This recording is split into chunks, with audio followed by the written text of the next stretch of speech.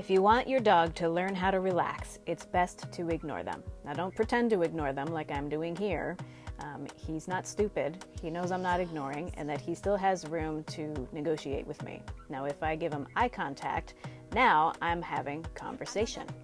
I like to think of eye contact as picking up the phone. When you pick up the phone, you're having conversation. When you hang up the phone, conversation over. So eye contact is that phone is engaged.